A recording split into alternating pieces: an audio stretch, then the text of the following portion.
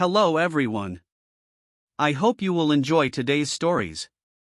Am I the asshole for buying a $50,000 guitar for $4,000 and refusing to sell it back when the buyer found out the real value? This happened a while back. My wife and I still talk about it every once in a while. She's on my side, and most of our friends and family are. However, when it happened, it was like World War III between us and her co-workers and others. Here we go. I've been playing the guitar for 22 years. I know guitar values and whatnot very well. I'm very into the guitar market. At my wife's old company, she was hanging out with coworkers one day after work and she mentioned that I play guitar. A coworker who I guess is very popular at work said that his dad passed away and he was selling his dad's things. His dad had a guitar and asked my wife if I'd be interested in it. My wife texted me and I said to have him send me the info on the guitar and the price.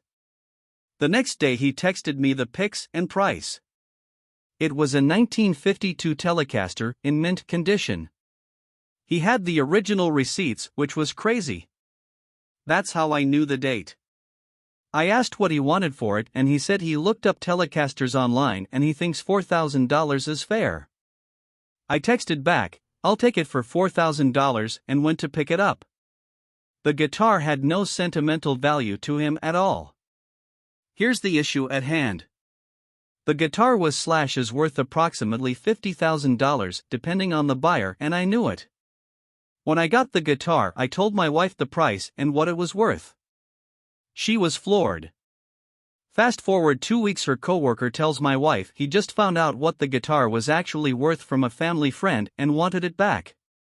She said, well, he really likes the guitar and he knew it was worth $50,000, which is why he was floored you offered it to him for $4,000.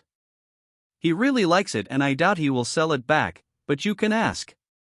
Probably not the smartest thing for her to say, but she was caught off guard and it's not her fault or problem. He contacted me and asked to buy it back. I said that it's not for sale.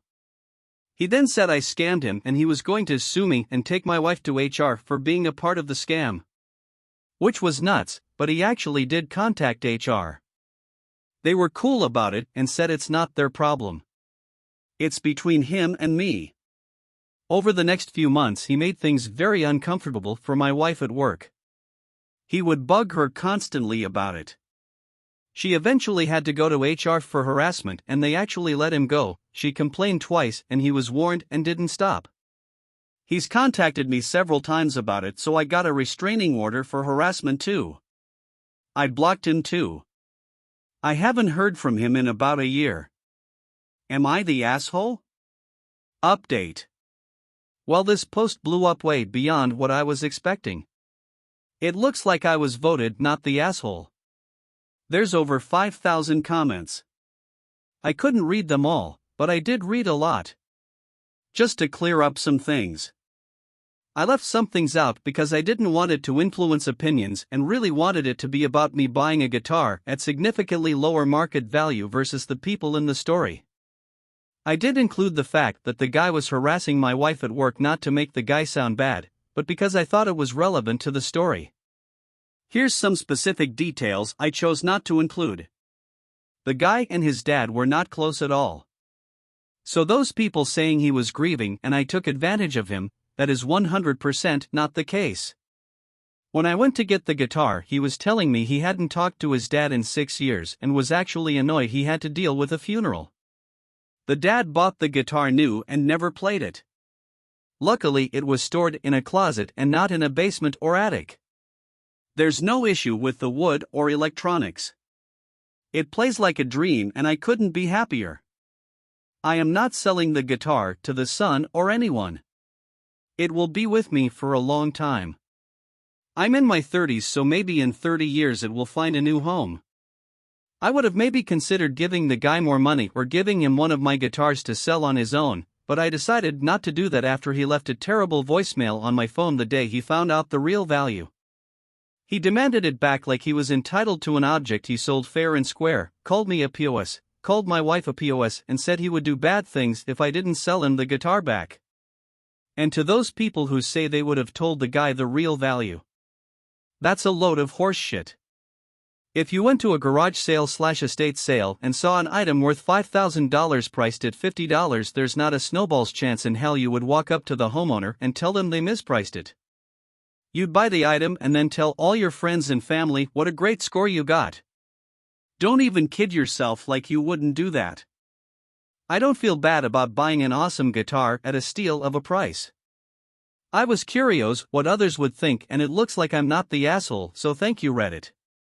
I can play the guitar with zero guilt now. Not like I felt guilty before, but now my feelings are justified. On to the next story. Am I the asshole for breaking a patient's confidentiality to tell my friend that her boyfriend is HIV positive? This has been eating me up inside for the past week, so I'm going to lay it all out here.